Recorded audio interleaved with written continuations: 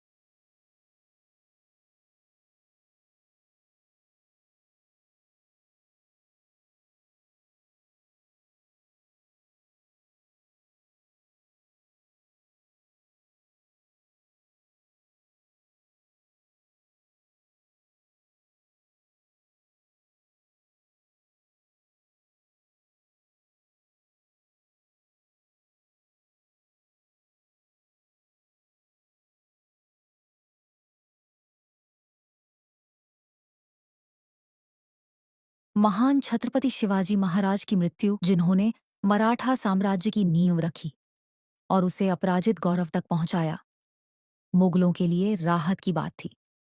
लेकिन उन्हें यह नहीं पता था कि अब वे शिवाजी के वीर पुत्र छत्रपति संभाजी महाराज से सामना करने वाले थे। यदि वे दक्कन में अपने साम्राज्य का विस्तार चाहते थे, तो उन्हें अब शेर के गुफा में घुसना होगा। छावा, शेर का बच्चा, शिवाजी सावरकर के मराठी उपन्यास पर आधारित संभाजी महाराज की वीरता को श्रद्धांजलि अर्पित करता है, जिसे अधिकतर इतिहास की किताबों में पर्याप्त स्थान नहीं मिला है। फिल्म उनके 9 साल के राजत्व को उजागर करती है। ये बताती है कि वह केवल शिवाजी के पुत्र ही नहीं थे, बल्कि अपने लोगों के बीच अत्यधिक सम्मानित और दुश्मनों के लिए खौफनाक थे। संभाजी का संघर्ष विश्वासघात, साहस और अदम्य प्रतिरोध का प्रतीक था, खासकर उनके अंतिम दिनों में, जब उन्हें औरंगजेब ने पकड़कर क्रूरता से फांसी दी थी। फिल्म की शुरुआत शिवाजी महाराज की मृत्यु और इससे संभाजी पर पड़े मानसिक आघात से होती है। इसके बाद संभाजी और उनके सेनापति हम्बीर राव मोहिते, जो अशोक कुमार राणा द्वारा निभाए गए हैं, मुगलों के किले बुरहानपुर पर हमला करते हैं। अगले 9 वर्षों में संभाजी ने मुगलों के विस्तार योजनाओं को लगातार विफल किया, जिससे वे मुगलों के लिए एक कांटा बन गए। उनके साहस और निष्ठा ने अपने ही लोगों द्वारा किए गए विश्वासघात को पार किया, लेकिन अंततः उन्हें संगमेश्वर में घात लगाकर पकड़ लिया गया। यहां तक कि उनकी क्रूर फांसी भी उनकी स्वराज्य की भावना को खत्म नहीं कर पाई। निर्देशक लक्ष्मण उत्तेकर इस ऐतिहासिक कथा को विशाल और भव्य अंदाज में प्रस्तुत करते हैं, जिससे फिल्म को वह बड़े पैमाने का आकर्षण मिलता है जिसकी यह हकदार थी। फिल्म की शुरुआत बहुत प्रभावशाली होती है, विशेष रूप से एक धीमी गति से चलने वाली एंट्री के साथ, जो फिल्म का स्वर सेट करती है। हालांकि पहले हिस्से में फिल्म दर्शकों को पूरी तरह से आकर्षित करने में विफल रहती है। इसके अलावा फिल्म में केवल सम्मान की भावना दिखती। ये एक्शन सीक्वेंस और गानों का एक संग्रह जैसा महसूस होता है, जिसमें पात्रों के विकास या ऐतिहासिक संदर्भ पर ज्यादा ध्यान नहीं दिया गया है। फिल्म में तनाव या कहानी के भीतर की खोज का अभाव है, जिससे ये क्षणों का संग्रह प्रतीत होती है, न कि एक एकीकृत कहानी। ए आर रहमान का संगीत और बैकग्राउंड स्कोर यहाँ प्रमुख भूमिका निभाते हैं, लेकिन अफसोस ये अधिकतर कहानी और संवादों को दबा देता है। जबकि आया रे तूफान गाना पारंपरिक महाराष्ट्रीय नाशिक ढोल ताशा के साथ प्रभावशाली है, वहीं कुछ अन्य गाने जैसे जानी तू पूरी फिल्म के दौर के हिसाब से मेल नहीं खाते। पियानो का उपयोग पारंपरिक मराठा परिधान में कहीं से भी मेल नहीं खाता, और यह सवाल उठता है कि शायद इस कहानी के लिए अजय अतुल का संगीत ज्यादा उपयुक्त होता। फिल्म का असली आकर्षण दूसरा भाग है, जहां कहानी तेजी से बढ़ती है, भावनाओं को सही तरह से चित्रित किया जाता है और समापन के दौरान आपको रोमांचित कर देती है, जहां संभाजी अकेले ही मुगलों से लोहा लेते हैं। लेखन यहां फिल्म को उच्चतम स्तर पर लाता है और एक्शन सीन बेहतर तरीके से फिल्माए गए हैं। फिल्म का अंतिम हिस्सा शानदार तरीके से शूट किया गया है और यह एक सिनेमा घर में देखने के योग्य है। फिल्म की आत्मा विक्की कौशल में समाई हुई है, और कहना गलत नहीं होगा कि उन्होंने इस भूमिका के लिए अपनी पूरी मेहनत दी है। उन्होंने अपनी आक्रोश और ऊर्जा को पूरी तरह से चरित्र में ढालते हुए हर दृश्य में शेर की तरह दहाड़ते हुए दर्शकों का ध्यान आकर्षित किया है। यह उनकी अब तक की सबसे बेहतरीन प्रस्तुतियों में से एक है, और इसे उनसे बेहतर कोई नहीं निभा सकता था। अक्षय खन्ना अपने एक लाइनों में प्रभावशाली हैं। उनका प्रदर्शन संयमित और प्रभावी है, हालांकि उनका मेकअप और प्रोस्थेटिक काम थोड़ा अत्यधिक हो सकता है। अभिनेता विनीत कुमार सिंह को कवि कालश के रूप में कास्ट करना एक बेहतरीन फैसला था, और उनके और विक्की के संवाद फिल्म के सबसे बेहतरीन दृश्यों में से एक बन जाते हैं। हालांकि महिलाओं को फिल्म में बहुत ज्यादा स्क्रीन स्पेस नहीं मिलता है। दिव्या दत्ता, जो महारानी सोयराबाई की भूमिका में है, का प्रभावशाली प्रदर्शन है, और उन्हें एक बड़ा रोल मिलना चाहिए था। रश्मिका मंदाना ने भले ही भूमिका के हिसाब से खुद को ढाल लिया हो, लेकिन उनकी भाषा, उच्चारण और भावनाओं में थोड़ी खामी दिखती। डायना पेंटी सबसे बड़ी निराशा बनकर उभरी। उनका पत्थर जैसा चेहरा और सीमित संवाद दृश्य के गहरे क्षणों से ध्यान भटकाते। छावा की सबसे बड़ी ताकत इसका शानदार समापन है। विक्की कौशल की प्रस्तुति ने संभाजी महाराज की वीरता और स्वराज्य के लिए उनकी दीवानगी को जीवंत कर दिया है। हालांकि फिल्म को अपनी कहानी पर ज्यादा भरोसा करना चाहिए था और उसे संगीत से ज्यादा संवाद और कथानक के माध्यम से आगे बढ़ाना चाहिए था।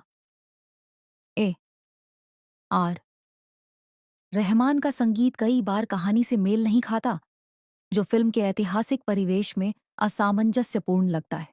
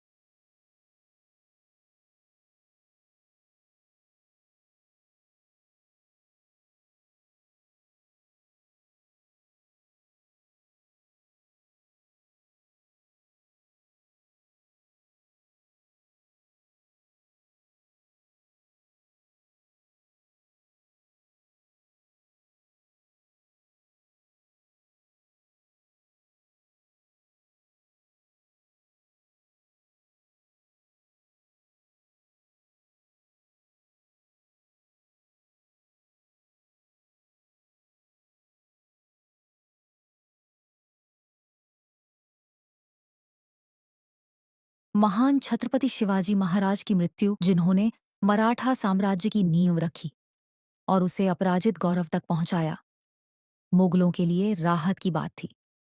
लेकिन उन्हें यह नहीं पता था कि अब वे शिवाजी के वीर पुत्र छत्रपति संभाजी महाराज से सामना करने वाले थे। यदि वे दक्कन में अपने साम्राज्य का विस्तार चाहते थे, तो उन्हें अब शेर के गुफा में घुसना होगा। छावा, शेर का बच्चा, शिवाजी सावरकर के मराठी उपन्यास पर आधारित संभाजी महाराज की वीरता को श्रद्धांजलि अर्पित करता है, जिसे अधिकतर इतिहास की किताबों में पर्याप्त स्थान नहीं मिला है।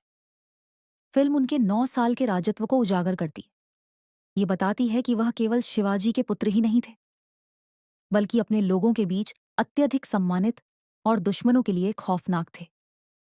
संभाजी का संघर्ष विश्वासघात, साहस और अदम्य प्रतिरोध का प्रतीक था, खासकर उनके अंतिम दिनों में, जब उन्हें औरंगजेब ने पकड़कर क्रूरता से फांसी दी थी। फिल्म की शुरुआत शिवाजी महाराज की मृत्यु और इससे संभाजी पर पड़े मानसिक आघात से होती है। इसके बाद संभाजी और उनके सेनापति हम्बीर राव मोहिते, जो अशोक कुमार राणा द्वारा निभाए गए हैं, मुगलों के किले बुरहानपुर पर हमला करते हैं। अगले 9 वर्षों में संभाजी ने मुगलों के विस्तार योजनाओं को लगातार विफल किया, जिससे वे मुगलों के लिए कांटा बन गए। उनके साहस और निष्ठा ने अपने ही लोगों द्वारा किए गए विश्वासघात को पार किया, लेकिन अंततः उन्हें संगमेश्वर में घात लगाकर पकड़ लिया गया। यहां तक कि उनकी क्रूर फांसी भी उनकी स्वराज्य की भावना को खत्म नहीं कर पाई। निर्देशक लक्ष्मण उत्तेकर इस ऐतिहासिक कथा को विशाल और भव्य अंदाज में प्रस्तुत करते हैं, जिससे फिल्म को वह बड़े पैमाने का आकर्षण मिलता है जिसकी यह हकदार थी। फिल्म की शुरुआत बहुत प्रभावशाली होती है, विशेष रूप से एक धीमी गति से चलने वाली एंट्री के साथ, जो फिल्म का स्वर सेट करती है। हालांकि पहले हिस्से में फिल्म दर्शकों को पूरी तरह से आकर्षित करने में विफल रहती है। इसके अलावा फिल्म में केवल सम्मान की भावना दिखती। ये एक्शन सीक्वेंस और गानों का एक संग्रह जैसा महसूस होता है, जिसमें पात्रों के विकास या ऐतिहासिक संदर्भ पर ज्यादा ध्यान नहीं दिया गया है। फिल्म में तनाव या कहानी के भीतर की खोज का अभाव है, जिससे ये क्षणों का संग्रह प्रतीत होती है, न कि एक एकीकृत कहानी। ए आर रहमान का संगीत और बैकग्राउंड स्कोर यहाँ प्रमुख भूमिका निभाते हैं, लेकिन अफसोस ये अधिकतर कहानी और संवादों को दबा देता है। जबकि आया रे तूफान गाना पारंपरिक महाराष्ट्रीय नासिक ढोल ताशा के साथ प्रभावशाली है, वहीं कुछ अन्य गाने जैसे जानी तू पूरी फिल्म के दौर के हिसाब से मेल नहीं खाते। पियानो का उपयोग पारंपरिक मराठा परिधान में कहीं से भी मेल नहीं खाता, और यह सवाल उठता है कि शायद इस कहानी के लिए अजय अतुल का संगीत ज्यादा उपयुक्त होता।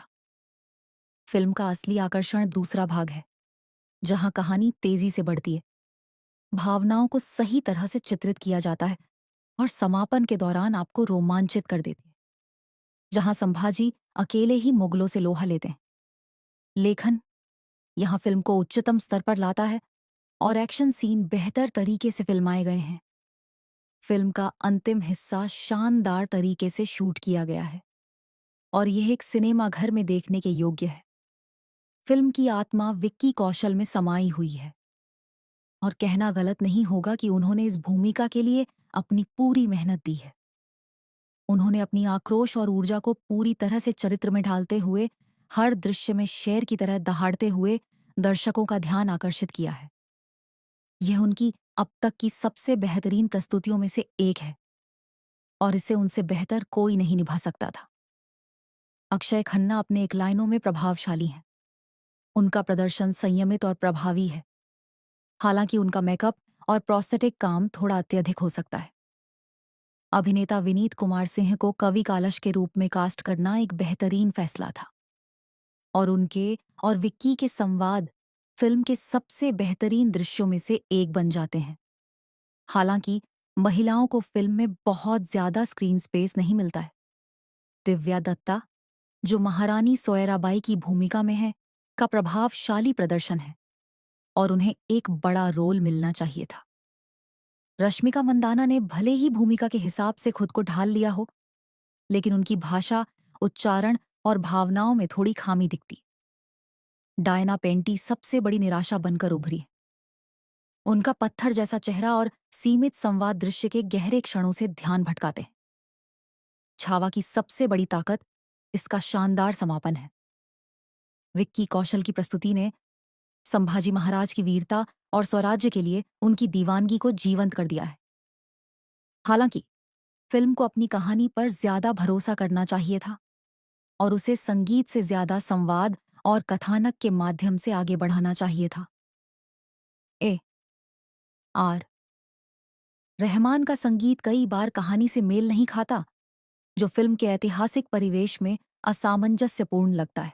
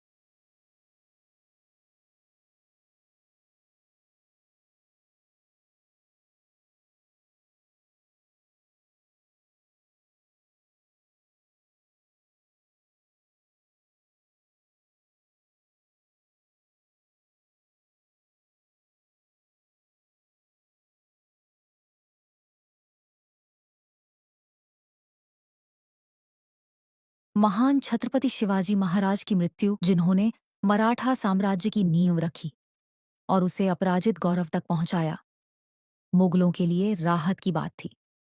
लेकिन उन्हें यह नहीं पता था कि अब वे शिवाजी के वीर पुत्र छत्रपति संभाजी महाराज से सामना करने वाले थे। यदि वे दक्कन में अपने साम्राज्य का विस्तार चाहते थे, तो उन्हें अब शेर के गुफा में घुसना होगा।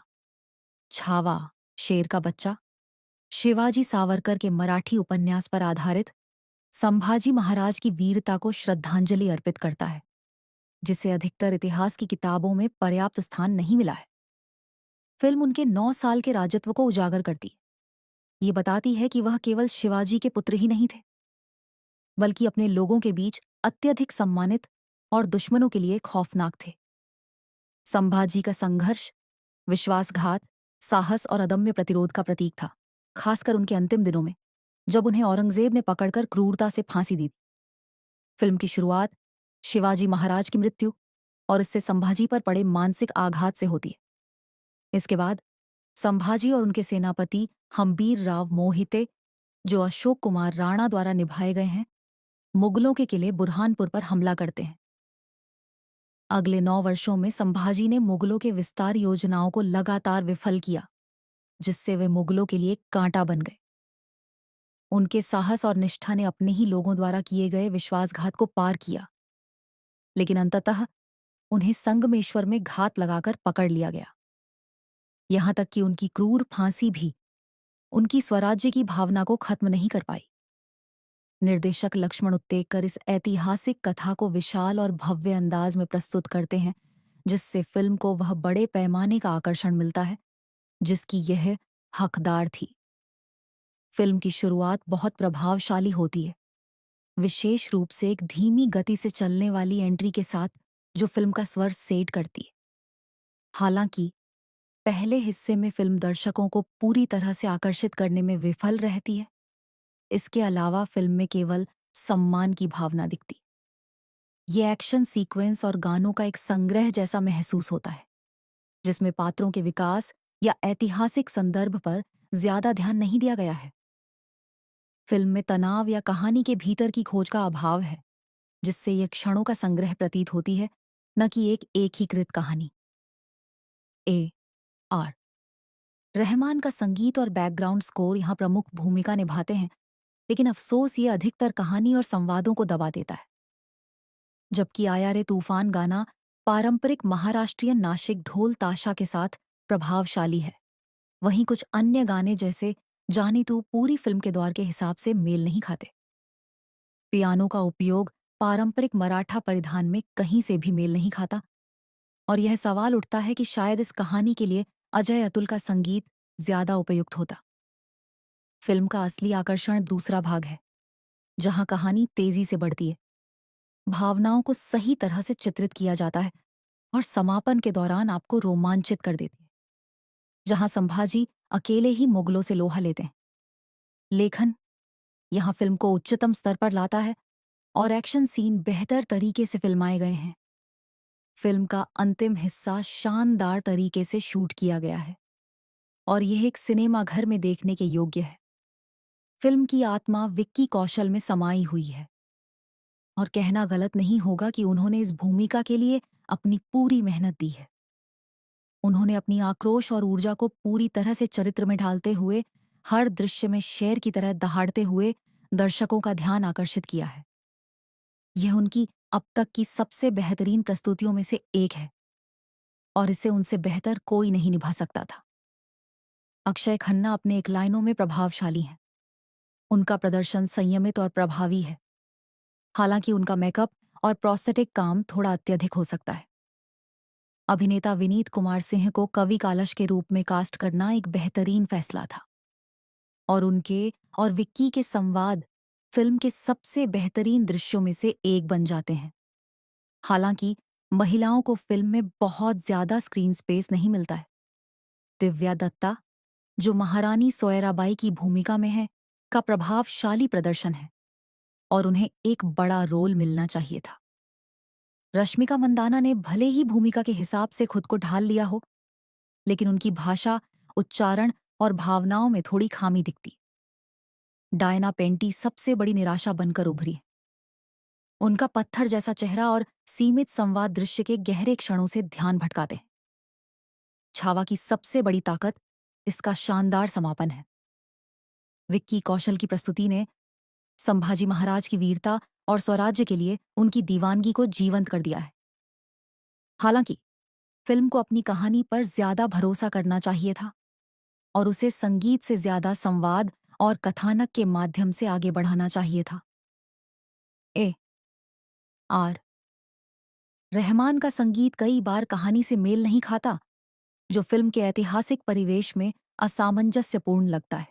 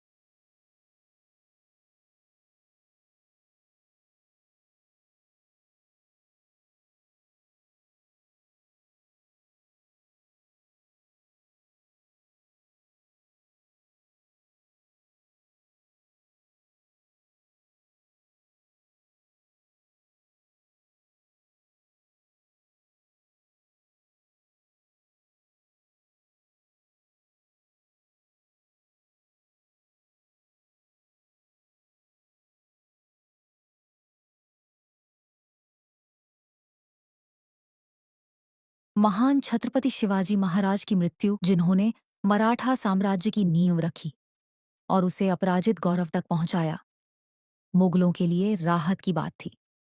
लेकिन उन्हें यह नहीं पता था कि अब वे शिवाजी के वीर पुत्र छत्रपति संभाजी महाराज से सामना करने वाले थे। यदि वे दक्कन में अपने साम्राज्य का विस्तार चाहते थे, तो उन्हें अब शेर के गुफा में घुसना होगा।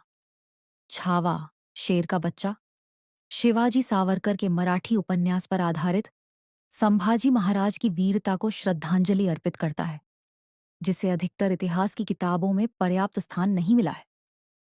फिल्म उनके 9 साल के राजत्व को उजागर करती है। ये बताती है कि वह केवल शिवाजी के पुत्र ही नहीं थे, बल्कि अपने लोगों के बीच अत्यधिक सम्मानित और दुश्मनों के लिए खौफनाक थे।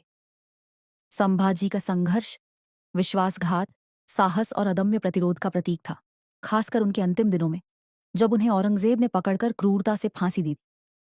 फिल्म की शुरुआत शिवाजी महाराज की मृत्यु और इससे संभाजी पर पड़े मानसिक आघात से होती है।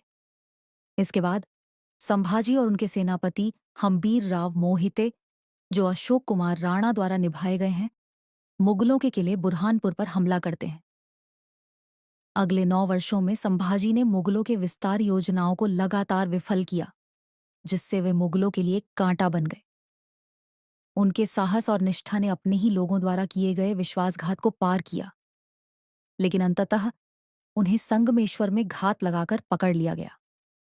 यहां तक कि उनकी क्रूर फांसी भी उनकी स्वराज्य की भावना को खत्म नहीं कर पाई। निर्देशक लक्ष्मण उत्तेकर इस ऐतिहासिक कथा को विशाल और भव्य अंदाज में प्रस्तुत करते हैं, जिससे फिल्म को वह बड़े पैमाने का आकर्षण मिलता है जिसकी यह हकदार थी। फिल्म की शुरुआत बहुत प्रभावशाली होती है, विशेष रूप से एक धीमी गति से चलने वाली एंट्री के साथ, जो फिल्म का स्वर सेट करती है। हालांकि पहले हिस्से में फिल्म दर्शकों को पूरी तरह से आकर्षित करने में विफल रहती है। इसके अलावा फिल्म में केवल सम्मान की भावना दिखती। ये एक्शन सीक्वेंस और गानों का एक संग्रह जैसा महसूस होता है, जिसमें पात्रों के विकास या ऐतिहासिक संदर्भ पर ज्यादा ध्यान नहीं दिया गया है। फिल्म में तनाव या कहानी के भीतर की खोज का अभाव है, जिससे ये क्षणों का संग्रह प्रतीत होती है, न कि एक एकीकृत कहानी। ए आर रहमान का संगीत और बैकग्राउंड स्कोर यहाँ प्रमुख भूमिका निभाते हैं, लेकिन अफसोस ये अधिकतर कहानी और संवादों को दबा देता है। जबकि आया रे तूफान गाना पारंपरिक महाराष्ट्रीय नासिक ढोल ताशा के साथ प्रभावशाली है, वहीं कुछ अन्य गाने जैसे जानी तू पूरी फिल्म के दौर के हिसाब से मेल नहीं खाते। पियानो का उपयोग पारंपरिक मराठा परिधान में कहीं से भी मेल नहीं खाता, और यह सवाल उठता है कि शायद इस कहानी के लिए अजय अतुल का संगीत ज्यादा उपयुक्त होता। फिल्म का असली आकर्षण दूसरा भाग है, जहां कहानी तेजी से बढ़ती है, भावनाओं को सही तरह से चित्रित किया जाता है और समापन के दौरान आपको रोमांचित कर देती है, जहां संभाजी अकेले ही मुगलों से लोहा लेते हैं। लेखन यहां फिल्म को उच्चतम स्तर पर लाता है और एक्शन सीन बेहतर तरीके से फिल्माए गए हैं। फिल्म का अंतिम हिस्सा शानदार तरीके से शूट किया गया है और यह एक सिनेमा घर में देखने के योग्य है। फिल्म की आत्मा विक्की कौशल में समाई हुई है, और कहना गलत नहीं होगा कि उन्होंने इस भूमिका के लिए अपनी पूरी मेहनत दी है।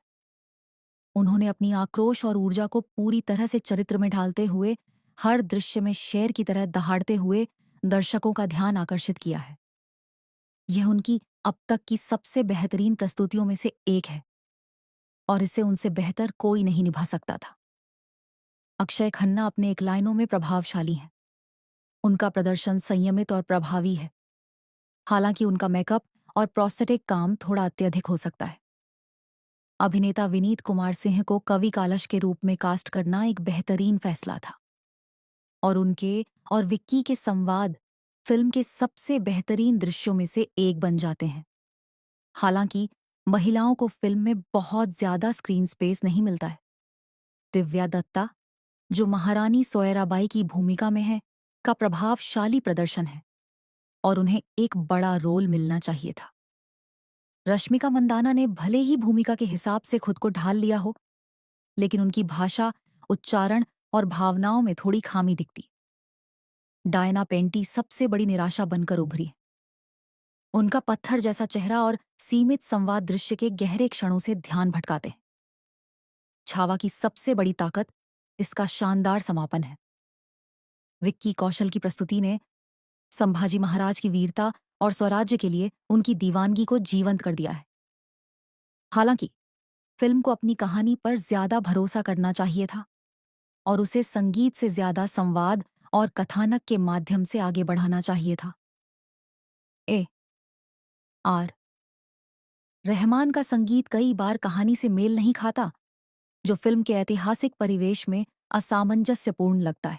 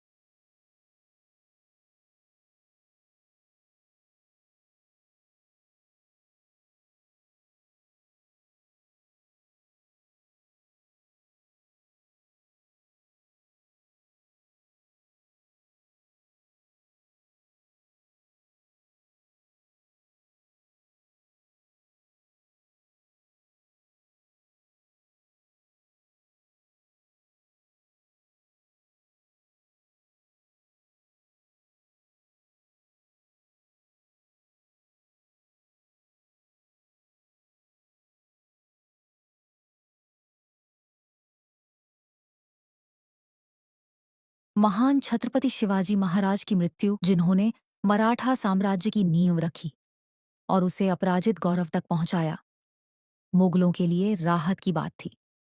लेकिन उन्हें यह नहीं पता था कि अब वे शिवाजी के वीर पुत्र छत्रपति संभाजी महाराज से सामना करने वाले थे। यदि वे दक्कन में अपने साम्राज्य का विस्तार चाहते थे, तो उन्हें अब शेर के गुफा में घुसना होगा। छावा, शेर का बच्चा, शिवाजी सावरकर के मराठी उपन्यास पर आधारित संभाजी महाराज की वीरता को श्रद्धांजलि अर्पित करता है, जिसे अधिकतर इतिहास की किताबों में पर्याप्त स्थान नहीं मिला है। फिल्म उनके 9 साल के राजत्व को उजागर करती है। ये बताती है कि वह केवल शिवाजी के पुत्र ही नहीं थे, बल्कि अपने लोगों के बीच अत्यधिक सम्मानित और दुश्मनों के लिए खौफनाक थे। संभाजी का संघर्ष विश्वासघात, साहस और अदम्य प्रतिरोध का प्रतीक था, खासकर उनके अंतिम दिनों में, जब उन्हें औरंगजेब ने पकड़कर क्रूरता से फांसी दी। फिल्म की शुरुआत शिवाजी महाराज की मृत्यु और इससे संभाजी पर पड़े मानसिक आघात से होती है। इसके बाद संभाजी और उनके सेनापति हम्बीर राव मोहिते, जो अशोक कुमार राणा द्वारा निभाए गए हैं, मुगलों के किले बुरहानपुर पर हमला करते हैं। अगले 9 वर्षों में संभाजी ने मुगलों के विस्तार योजनाओं को लगातार विफल किया, जिससे वे मुगलों के लिए कांटा बन गए। उनके साहस और निष्ठा ने अपने ही लोगों द्वारा किए गए विश्वासघात को पार किया, लेकिन अंततः उन्हें संगमेश्वर में घात लगाकर पकड़ लिया गया। यहां तक कि उनकी क्रूर फांसी भी उनकी स्वराज्य की भावना को खत्म नहीं कर पाई। निर्देशक लक्ष्मण उत्तेकर इस ऐतिहासिक कथा को विशाल और भव्य अंदाज में प्रस्तुत करते हैं, जिससे फिल्म को वह बड़े पैमाने का आकर्षण मिलता है जिसकी यह हकदार थी। फिल्म की शुरुआत बहुत प्रभावशाली होती है, विशेष रूप से एक धीमी गति से चलने वाली एंट्री के साथ, जो फिल्म का स्वर सेट करती है। हालांकि पहले हिस्से में फिल्म दर्शकों को पूरी तरह से आकर्षित करने में विफल रहती है। इसके अलावा फिल्म में केवल सम्मान की भावना दिखती। ये एक्शन सीक्वेंस और गानों का एक संग्रह जैसा महसूस होता है, जिसमें पात्रों के विकास या ऐतिहासिक संदर्भ पर ज्यादा ध्यान नहीं दिया गया है। फिल्म में तनाव या कहानी के भीतर की खोज का अभाव है, जिससे ये क्षणों का संग्रह प्रतीत होती है, न कि एक एकीकृत कहानी। ए आर रहमान का संगीत और बैकग्राउंड स्कोर यहाँ प्रमुख भूमिका निभाते हैं, लेकिन अफसोस ये अधिकतर कहानी और संवादों को दबा देता है। जबकि आया रे तूफान गाना पारंपरिक महाराष्ट्रीयन नासिक ढोल ताशा के साथ प्रभावशाली है, वहीं कुछ अन्य गाने जैसे जानी तू पूरी फिल्म के दौर के हिसाब से मेल नहीं खाते। पियानो का उपयोग पारंपरिक मराठा परिधान में कहीं से भी मेल नहीं खाता, और यह सवाल उठता है कि शायद इस कहानी के लिए अजय अतुल का संगीत ज्यादा उपयुक्त होता। फिल्म का असली आकर्षण दूसरा भाग है, जहां कहानी तेजी से बढ़ती है, भावनाओं को सही तरह से चित्रित किया जाता है और समापन के दौरान आपको रोमांचित कर देती है, जहां संभाजी अकेले ही मुगलों से लोहा लेते हैं। लेखन यहां फिल्म को उच्चतम स्तर पर लाता है और एक्शन सीन बेहतर तरीके से फिल्माए गए हैं। फिल्म का अंतिम हिस्सा शानदार तरीके से शूट किया गया है और यह एक सिनेमा घर में देखने के योग्य है। फिल्म की आत्मा विक्की कौशल में समाई हुई है, और कहना गलत नहीं होगा कि उन्होंने इस भूमिका के लिए अपनी पूरी मेहनत दी है। उन्होंने अपनी आक्रोश और ऊर्जा को पूरी तरह से चरित्र में ढालते हुए हर दृश्य में शेर की तरह दहाड़ते हुए दर्शकों का ध्यान आकर्षित किया है। यह उनकी अब तक की सबसे बेहतरीन प्रस्तुतियों में से एक है, और इसे उनसे बेहतर कोई नहीं निभा सकता था। अक्षय खन्ना अपने एक लाइनों में प्रभावशाली हैं। उनका प्रदर्शन संयमित और प्रभावी है, हालांकि उनका मेकअप और प्रोस्थेटिक काम थोड़ा अत्यधिक हो सकता है। अभिनेता विनीत कुमार सिंह को कवि कालश के रूप में कास्ट करना एक बेहतरीन फैसला था, और उनके और विक्की के संवाद फिल्म के सबसे बेहतरीन दृश्यों में से एक बन जाते हैं। हालांकि महिलाओं को फिल्म में बहुत ज्यादा स्क्रीन स्पेस नहीं मिलता है। दिव्या दत्ता, जो महारानी सोयराबाई की भूमिका में है, का प्रभावशाली प्रदर्शन है, और उन्हें एक बड़ा रोल मिलना चाहिए था। रश्मिका मंदाना ने भले ही भूमिका के हिसाब से खुद को ढाल लिया हो, लेकिन उनकी भाषा, उच्चारण और भावनाओं में थोड़ी खामी दिखती। डायना पेंटी सबसे बड़ी निराशा बनकर उभरी। उनका पत्थर जैसा चेहरा और सीमित संवाद दृश्य के गहरे क्षणों से ध्यान भटकाते। छावा की सबसे बड़ी ताकत इसका शानदार समापन है। विक्की कौशल की प्रस्तुति ने संभाजी महाराज की वीरता और स्वराज्य के लिए उनकी दीवानगी को जीवंत कर दिया है। हालांकि फिल्म को अपनी कहानी पर ज्यादा भरोसा करना चाहिए था और उसे संगीत से ज्यादा संवाद और कथानक के माध्यम से आगे बढ़ाना चाहिए था। ए आर रहमान का संगीत कई बार कहानी से मेल नहीं खाता, जो फिल्म के ऐतिहासिक परिवेश में असामंजस्यपूर्ण लगता है।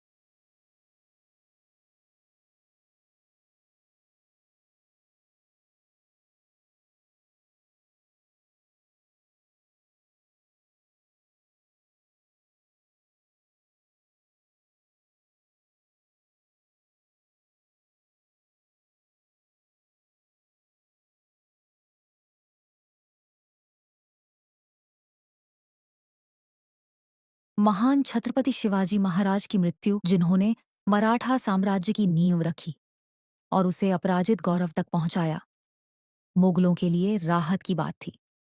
लेकिन उन्हें यह नहीं पता था कि अब वे शिवाजी के वीर पुत्र छत्रपति संभाजी महाराज से सामना करने वाले थे। यदि वे दक्कन में अपने साम्राज्य का विस्तार चाहते थे तो उन्हें अब शेर के गुफा में घुसना होगा। छावा, शेर का बच्चा, शिवाजी सावरकर के मराठी उपन्यास पर आधारित संभाजी महाराज की वीरता को श्रद्धांजलि अर्पित करता है, जिसे अधिकतर इतिहास की किताबों में पर्याप्त स्थान नहीं मिला है। फिल्म उनके 9 साल के राजत्व को उजागर करती है। ये बताती है कि वह केवल शिवाजी के पुत्र ही नहीं थे, बल्कि अपने लोगों के बीच अत्यधिक सम्मानित और दुश्मनों के लिए खौफनाक थे। संभाजी का संघर्ष विश्वासघात, साहस और अदम्य प्रतिरोध का प्रतीक था, खासकर उनके अंतिम दिनों में, जब उन्हें औरंगजेब ने पकड़कर क्रूरता से फांसी दी। फिल्म की शुरुआत शिवाजी महाराज की मृत्यु और इससे संभाजी पर पड़े मानसिक आघात से होती है। इसके बाद संभाजी और उनके सेनापति हम्बीर राव मोहिते, जो अशोक कुमार राणा द्वारा निभाए गए हैं, मुगलों के किले बुरहानपुर पर हमला करते हैं। अगले 9 वर्षों में संभाजी ने मुगलों के विस्तार योजनाओं को लगातार विफल किया, जिससे वे मुगलों के लिए कांटा बन गए। उनके साहस और निष्ठा ने अपने ही लोगों द्वारा किए गए विश्वासघात को पार किया, लेकिन अंततः उन्हें संगमेश्वर में घात लगाकर पकड़ लिया गया। यहां तक कि उनकी क्रूर फांसी भी उनकी स्वराज्य की भावना को खत्म नहीं कर पाई। निर्देशक लक्ष्मण उत्तेकर इस ऐतिहासिक कथा को विशाल और भव्य अंदाज में प्रस्तुत करते हैं, जिससे फिल्म को वह बड़े पैमाने का आकर्षण मिलता है जिसकी यह हकदार थी। फिल्म की शुरुआत बहुत प्रभावशाली होती है, विशेष रूप से एक धीमी गति।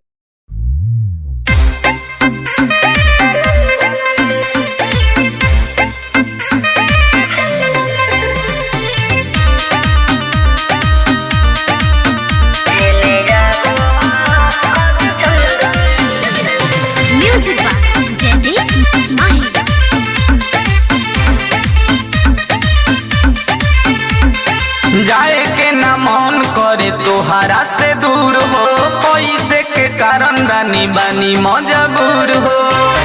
सुनो जाए के ना मन करे तोहरा से दूर हो, पैसे के कारण रानी बानी मजबूर हो। नहीं जे कमाईब तो कहाँ से खियाईब, करब याद तोहे हरदम।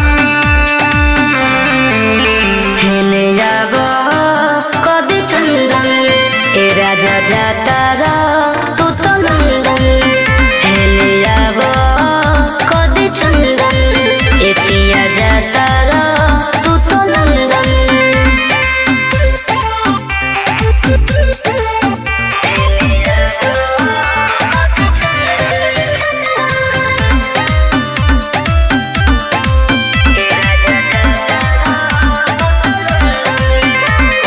चल जाइबा बहारा त कटी कैसे रतिया, याद आई कोई तोहर मीठी मीठी बतिया। इहे मजबूरी धनी हम के सतावता, कथी करे कुछो अब समझे न आवता। बतिया के मानो नहीं जिद तू कर, करब फोन तोहे हरदम। हेले जाबो कदी चंदन, ए राजा जाता रा तू तो लंदन, हेले जाबो कदी चंदन, ए पिया जाता रा तू तो लंदन। हेले जाबो कदी चंदन। Music by Jaideep Mahi.